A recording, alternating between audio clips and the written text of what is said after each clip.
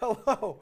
Good morning, everybody, and welcome to The Sweat presented by DraftKings. I'm Emerson Lotzi alongside Jesse Gofield.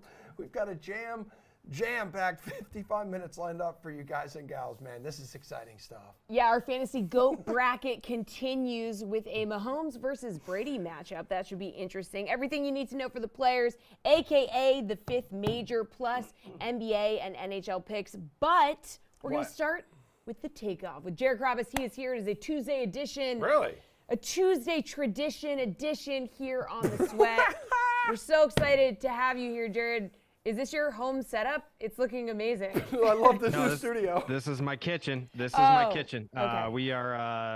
We are going to be launching the podcast studio hopefully by this weekend. Oh, and it's pretty exciting. I'd love to have you guys over for a special episode once we actually get things rolling. That'd be great. I actually want to hang out in your bedroom. I saw your and this the only reason I'm saying that is because I saw on your Instagram this weekend you had a couple videos on your story.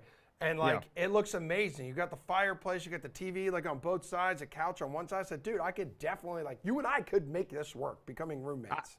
I would love if you moved in. I have the World Series trophies in my kitchen. Yes. That's so if you guys want to come over, I'd love to have you. We would absolutely be delighted, and we will be taking you up on that. Yes, and perfect. I know you were absolutely delighted to be hanging out with all the Red Sox guys. You were down there at spring training in Florida. You look nice and tan. You're absolutely glowing right now. Mm-hmm. What are the vibes like surrounding this team right now? This is a team that has yet to lose a game in 2023, dude. That's correct. Also, the vibes are very high.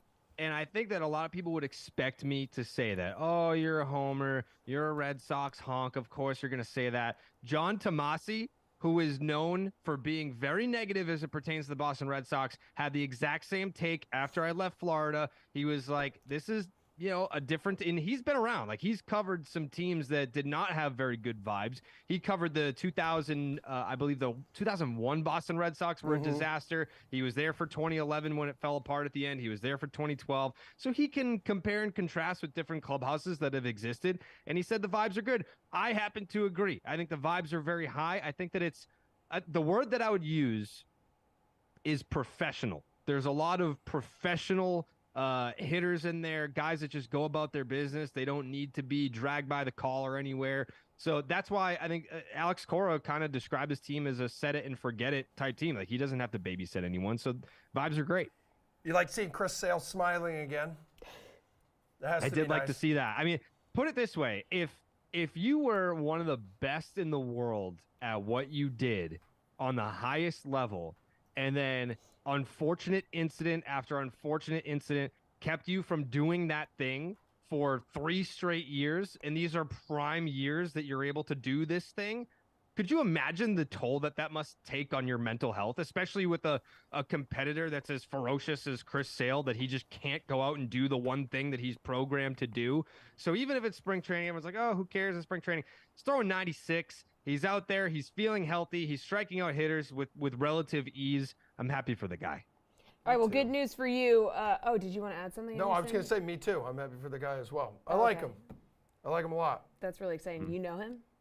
My sister actually, when she used to work at Nordstrom as a fashion advice lady, used to help his wife a lot. My sister thinks they have a great family. Oh, wow. Amazing. All right. Well, good news for you, Jared. Today, we're going to be previewing the AL East. So you guys can go check out the DK YouTube page for the AL West and Central. But we're going to start with a simple one, Jared.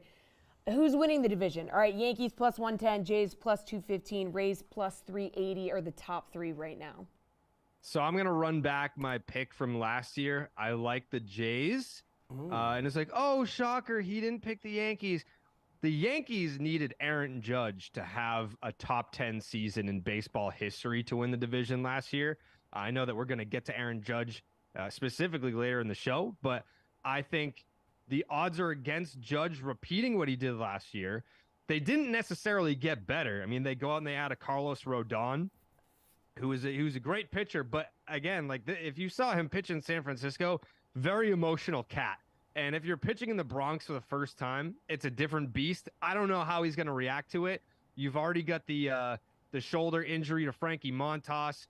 Nestor Cortez, can you really bet on him being as good as he was last year again when he was a virtual from the clouds guy last season. So I don't know. I bet against the Yankees being able to repeat their productivity from a year ago, knowing that they didn't really get better over the offseason, more so than betting on the Blue Jays being that much better than they need to be. I think that they're just a very talented team. I think if the Toronto Blue Jays play to the back of their baseball card, they have a very good shot at being the best team in the division, even with the second best odds. Yeah, Jared, I don't know if there's a team in baseball more reliant on one player than the Yankees are on Judge. As we saw last year in the second half, their offense